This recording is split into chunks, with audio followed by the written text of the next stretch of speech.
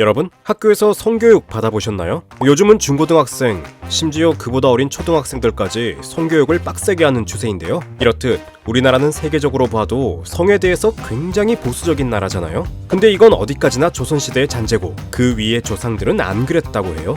일단 신라시대로 거슬러 올라가 보면 정말이지 본능의 시대 그 자체임을 알 수가 있어요. 에이, 한국 사람이 자유분방에 받자지 라고 생각하면 오산! 신라에서 성행했던 성생활 중에 하나가 무려 근친간의 관계라고 합니다. 일단 서로 눈만 맞으면 그게 가족인지 친척인지는 상관이 없었어요. 그래서 조카, 사촌, 친남매, 심지어 부모 자식 간에도 했다고 하는데요. 물론 이걸 보고 이렇게 얘기할 수도 있어요. 무슨 이런 짐승 같은 인간들이 다 있담. 하지만 이건 사실 대를 잇기 위한 어쩔 수 없는 방법이었죠. 왜냐? 그 당시에는 지금이랑 비교했을 때 인구가 훨씬 적었기 때문이에요. 지금 한반도 인구가 남북한 다 해서 한 8천만 정도 되는데 그 당시 통일 신라 인구는 겨우 600만. 안 그래도 이렇게 인구 밀도가 낮은데 동네에는 시족들끼리만 우글우글 모여 살고 동네 밖으로 나가자니 교통이 너무 불편해서 엄두가 안 났죠. 결국 이렇게 불가피한 사정 때문에 근친 간의 관계와 결혼이 자연스럽게 되어버린 거예요. 한편 신라의 수도인 경주에는 왕족과 귀족들이 살았는데요. 그들은 평민들과는 다른 엘리트 교육을 받았어요. 그 중에서도 특히 얼굴 반반한 남자애들을 모아서 특별 교육을 시키는 단체가 있었으니 그게 바로 화랑. 이게 지금으로 치면 유명 사립학교나 고급 사교 클럽 비슷한 건데요. 여기서 하는 일이 모여서 불경 스터디하고 춤과 음악을 배우는 거였다고 해요. 그런데 여기서 문제는 자기들끼리 정분이 나버렸다는 겁니다. 아니 외기가 왜 거기로 흘러? 자, 한번 생각해보세요. 남자애들만 잔뜩 모인 데서 단체 활동하느라고 여자라고는 콧배기도 볼 수가 없는데 그 와중에 같이 있는 남자애들이 하나같이 다 미소년들이네요. 그러니까 처음에는 아니 무슨 소리야, 쟤는 남자라고 하다가도 어느새 서서히 마음이 열리는 거죠. 생각해보니 귀엽기만 하면 여자애든 남자애든 상관없는 것 같기도 하고 대놓고 이런 걸 권장한 건 아니어도 예쁜 미소년들끼리 모아놓은 꽃밭이다 보니 그 자체로 로맨스가 꼽혀버리는 거죠. 근데 이게 가능했던 건 어디까지나 신라 사회 자체가 성에 개방적이었기 때문이에요. 사실 그 당시 신라 왕실에서는 화랑들 사이의 로맨스는 아무것도 아닐 만큼 엄청난 성생활들이 벌어지고 있었거든요. 먼저 신라 왕실의 고유 문화 중에 색공이란 게 있어요. 이건 여성이 왕이나 왕족의 아이를 낳아주고 자기 신분을 상승시키는 거랍니다. 성과 신분을 바꾸는 일종의 트레이드죠. 그런데 이렇게 색공으로 들어가서 최고의 활약을 한 레전드가 한 명 있으니 그녀의 이름은 바로 미실.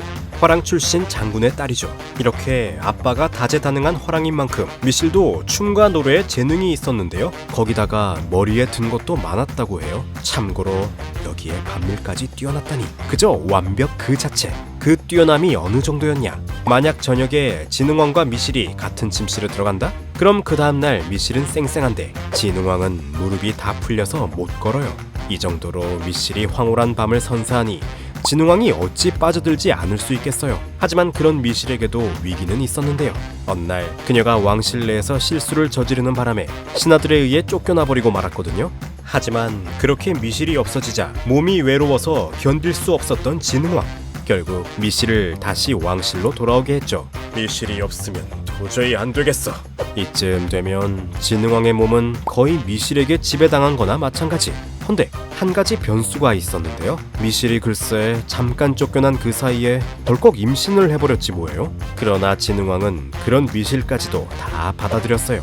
이렇게 된 거 마복자 해버리지 뭐. 여기서 마복자가 뭐냐? 바로 임신한 여성이 왕족과 관계를 하면 뱃속의 아이도 왕족이 되는 제도였어요. 즉 미실이 임신한 상태로 진흥왕과 밤을 보내면 자식은 왕자가 되고 미실은 왕후가 되는 거죠. 그리하여 결국 미실은 진짜로 왕후가 되고 맙니다. 하지만 그렇게 왕후가 된 후 한 가지 문제가 발생하는데요. 뭐야? 벌써 끝났어요? 이때 진흥왕은 30대 후반. 사실 이 나이쯤 되면 예전에 팔팔했을 때만큼 퍼포먼스를 발휘하기가 쉽지는 않죠. 그렇게 진흥왕이 예전 같지 않자 미실은 조금씩 불만이 쌓여갔어요. 안 되겠어. 이왕 왕후의 자리까지 오른 거 왕궁 남자애들이라도 뽑아먹든가 해야지. 하긴 누가 왕후의 말을 거역하겠어요. 그리하여 미실이 눈독 들인 이들은 바로 아까 말했던 화랑들이었는데요. 그 화랑들 중에서도 특히 키 크고 잘 빠진 이들을 선별해서 자기의 전속 파트너로 삼았죠. 여기선 누나라고 부르는 거야. 알았지? 하지만 미실의 폭주는 여기서 끝나지 않았는데요. 화랑 몇 명을 데리고 놀다가 재미가 들린 미실은 자신의 친동생 미생공에다가 심지어는 아들한테까지 손을 댔답니다. 무려 자기가 낳은 왕자 말이에요. 뭐 이 시기에는 근친이 흔하다고 했으니 충분히 선택 가능한 옵션이었다고 보이지만요. 1500년 뒤의 사람인 우리가 보기에는 이게 말이 돼? 싶긴 하네요. 아무튼 이렇게 자유로웠던 신라왕실의 성문화는 자연스럽게 고려로 이어지는데요. 하지만 신라왕실이 단순히 프리한 성생활이었다면 고려왕실은 광기의 수준까지 치달았습니다. 먼저 고려의 충수광. 그는 남들의 눈을 피해서 신하의 아내랑 상습적으로 동침하는 것이 취미였죠. 근데 그 중에 특히 좋았던 여자가 있었나봐요. 아예 뺏어서 첩으로 두려고 했대요. 하지만 그걸 보고 있던 원나라 황실. 하나는 국정 업무는 안 하고 하고선 충수광을 축출해버렸죠. 당시 고려는 원나라의 간섭을 받던 시기거든요. 아무튼 원나라는 개차반인 충수광 대신에 아들인 충혜왕을 안치라고 지시했어요. 근데 그 핏줄이 어디 가겠어요. 충혜왕 역시 성에 미쳐버린 인간이었죠. 심지어 아빠 충수광보다 몇 배는 더. 후대의 역사가들이 거의 연산군과 쌍벽을 이룬다라고 할 정도로 말이에요. 아무튼 왕이 된 1339년 봄, 충혜왕은 평소 눈독 들이고 있던 장모를 범했죠. 그리고 나서 바로 나흘 뒤, 이번에는 아까 폐위된 충수광, 즉 친아버지의 첩을 꼬셔가지고 해버렸어요. 이로써 친가와 처가를 다 정복. 하지만 이건 시작에 불과했는데요. 얼마 뒤 의붓 어머니가 충혜왕을 위해서 잔치를 열어줬거든요. 근데 충혜왕은 실컷 놀고 나서 술자리가 판 후에도 돌아갈 생각을 안 했죠. 그러면서 다른 사람들이 다 자리를 뜰 때까지 기다렸고 드디어 의붓 어머니와 둘만 남게 되자 결국 어머니까지 범해버리고 말았죠. 이건 어디까지나 근친만 얘기한 거고 신하의 아내를 범한 사건은 너무 많아서 다 얘기하기도 힘들 정도랍니다. 이렇듯 충수광과 충혜왕이 아무나 간통하고 범하고 다녀서 문제였잖아요. 근데 그 뒤에 공민왕은 한술 더 떴는데요. 공민왕에게는 개인 호위무사 집단인 자제위가 있었어요. 이들은 엘리트 집안의 아들들 중에서도 공민왕의 성적 취향에 맞는 귀여운 미소년들로 이루어져 있었죠. 그래서 공민왕은 어디 갈 때마다 이 잘생긴 자제위들을 옆에 끼고 다니면서 유세를 부렸는데요. 이들을 얼마나 끼고 다녔는지 아예 침소에까지 데리고 들어갔답니다. 그들은 왕이 만족할 때까지 열심히 노력해야 했죠. 그런데 어느 날 공민왕이 자제위를 3명이나 침소에 들게 한 게 아니겠어요? 의아해하면서 침소에 든 그들 앞에는 경악스러운 풍경이 펼쳐져 있었는데요. 그건 바로 여장을 한 공민왕. 자, 이리로 와, 빨리. 이렇게 자제위 여러 명과 하면서도 전혀 거리낌이 없던 공민왕. 헌데 그 다음날은 더 가관이었어요. 아예 10명이 넘는 자제위를 부른 거죠. 자, 오늘은 술래잡기야. 이 건물 안에 후궁들을 풀어놨으니 잡으라고. 알고 보니 후궁들을 잡으면 그 자리에서 범하라는 얘기. 아니, 후궁은 철저히 왕만 건드릴 수 있어요. 그래서 왕궁에 드나드는 내시들도 전부 거세를 시켜버리는 거거든요. 혹시 정분이라도 날까 해서 말이죠. 근데 일개 호위무사들인 자제위들한테 그런 후궁들을 맘대로 하도록 시키다니, 이건 정말 상식을 아득히 벗어난 일이었어요. 하지만 이미 공민왕은 이 망측한 술래잡기에 미쳐 있었어요. 그렇게 잔뜩 흥분한 공민왕은 아예 자제위들을 뒤에서 감독하기까지 했답니다. 저 계단으로 뛰어가잖아. 어서 잡아. 하지만 이런 공민왕의 변태 행각은 어이없게 종료되고 마는데요. 어느 날 공민왕이 술에 잔뜩 취해가지고는 화장실에서 용변을 보고 있었거든요. 그런데 그곳에 내시 최만생이 찾아왔죠. 당시에는 신하가 익명으로 무언가 보고하고 싶으면 왕이 화장실에 있을 때 밖에서 이야기하는 게 암묵적인 룰이었거든요. 폐하, 자제위 홍윤이 익비를 임신시켰습니다. 여기서 익비는 공민왕의 셋째 왕비. 알고 보니 아까 그 술래잡기에 맞들린 자제위들이 이제는 아예 왕비까지 멋대로 건드려버린 거죠. 그러자 만취한 공민왕이 어렵게 입을 열었는데요. 홍윤 죽여야겠네. 그리고 한마디 더 했죠. 너 목소리를 들어보니까 최만생이네? 너도 비밀을 아니까 안 되겠어. 자결해. 공민왕은 이 말을 하고 나서 그대로 잠들어 버렸어요. 그러자 최만생은 소름이 확 돋았답니다. 이거 익명으로 투서 한번 잘못 넣었다가 신분이 들켜서 죽게 생긴 거니까요. 결국 최만생은 그 길로 홍윤에게 뛰어가서 이 사실을 그대로 전했는데요. 그러자 당연히 홍윤은 분노했죠. 넌 그걸 왜 폐하한테 꼬질러서 명을 재촉해? 안 되겠다. 이렇게 된 거 폐하를 죽이자. 그렇게 두 사람은 공민왕이 잠들어 있는 화장실로 달려가서 바로 칼을 휘둘렀고, 그렇게 공민왕은 즉사 이렇듯 성생활 때문에 목숨까지 왔다 갔다 했던 게 바로 고려 왕실이랍니다. 헌데 왕족들은 정신을 못 차리고 때때로 평민들이 사는 시내까지 나가서 난동을 부리고는 했는데요. 그걸 보여주는 게 바로 당시 평민들 사이에 유행했던 고려가요 쌍화점. 우물에 물을 길러 갔더니 용이 나타나 손목을 잡더이다. 여기서 용은 왕족을 은유한 거예요. 그러니까 평민 중에서도 예쁜 사람이 있으면 왕족들이 거침없이 손목을 잡아 끌었단 얘기죠. 예원 아가씨, 같이 술 한잔 할래? 거짓말, 술만 마실 거 아니면서.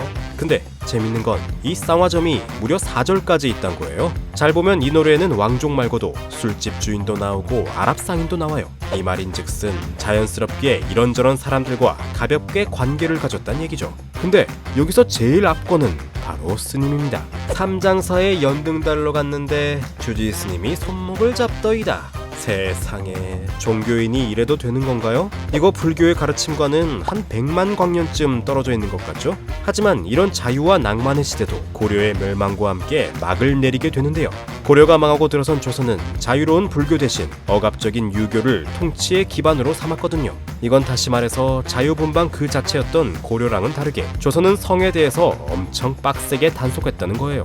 하지만 이 와중에도 양반 남성들의 성생활에 대해서는 엄청나게 관대한 태도를 보였는데요. 이게 바로 남자구실이라는 거야. 그래서 조선시대 성생활의 특징은 양반 남성을 중심으로 한 첩모기와 기생질로 요약됩니다. 어쨌든 일부 일처제다 보니 아내를 열어둘 수는 없고 그 대신에 자기 취향의 첩을 열어두는 거죠. 그리고 이따금씩 전혀 새로운 여자의 분냄새가 맡고 싶을 때면 기생집에 가서 놀고 오는 거예요. 근데 이보다 조금 더 악질적인 취미도 있었는데요. 그건 바로 집에서 부리는 여자 노비를 이리저리 가지고 노는 거죠. 이 시대에 얼마나 여자 노비들을 괴롭혀댔으면 이런 말까지 있겠어요? 여자 노비는 누운 소보다 올라타기 쉽다. 이렇게 양반 남성들한테만 관대한 사회다 보니 때때로 양반집 아들들은 몰려다니면서 더 나쁜 짓도 하고 그랬어요. 어느 정도였냐? 동네에서 좀 반반한 처녀가 있으면 성관계를 가르쳐주겠다 면서 꼬셔가지고 범하기도 했죠. 하지만 이런 일이 알려졌을 때 손가락질을 받는 건 여자 쪽이었어요. 왜냐? 양반 남성과 다르게 여성의 성생활에 있어서는 굉장히 보수적이고 억압적이었거든요. 여자가 몸을 함부로 놀리니 처리되지.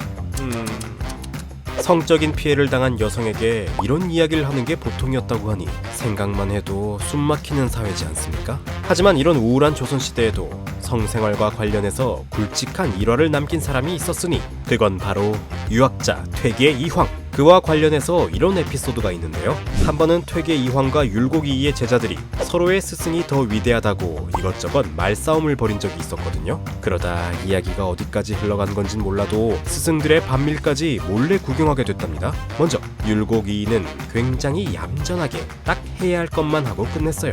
헌데 퇴계 이황은 밖에서 훔쳐보던 제자들이 놀라서 자빠질 정도로 굉장한 퍼포먼스를 보여준 게 아니겠어요? 그러자 다음날 충격을 받은 제자들이 물었죠. 성현으로서 어찌 그리 짐승처럼 일을 치르십니까? 그러자 퇴계 이황은 이렇게 대답했답니다. 부부는 남녀가 만나서 하나의 세계를 창조하는 위대한 관계다. 그러니 아내를 최대로 만족시키는 것도 군자의 도리다. 물론 명답이긴 하지만요. 한편으로는 성생활에까지 유교적 명분을 붙여야 하는 그 시대의 딱딱한 분위기를 보여주기도 합니다. 아무튼 이렇게 성에 대해서 엄숙하고 보수적이었던 조선시대도 500년 만에 드디어 막을 내리고 말았는데요. 하지만 성에 대한 관념 자체는 조선시대적 그대로 꽤 오래 남아있었죠. 성에 대한 이야기를 터부시한다거나 법정이나 언론에서 공공연하게 정조에 대한 이야기를 한다거나 말이죠. 심지어 남성이 아내 이외에 둘째 부인, 셋째 부인을 두는 첩제도도 꽤 현대에까지 남아있었답니다. 지금도 어르신들의 제적 등본을 떼보면 서자나 첩이라고 쓰인 경우가 있는데 참고로 첫째 부인 이외의 여성에게서 나온 자식은 모두 서자로 처리됐거든요. 하지만 이제 또 사회 분위기는 바뀌고 있습니다. 더 이상 성에 대한 이야기를 숨기지 않고 당당하게 이야기할 수 있는 시대로 천천히 진보하고 있죠. 그렇기 때문에 앞으로 우리의 다음 세대는 조금 더 당당하고 개방적인 성문화를 만들어가지 않을까 싶네요. 지금까지 한반도의 성생활에 대해 지식의 신이었습니다. 감사합니다.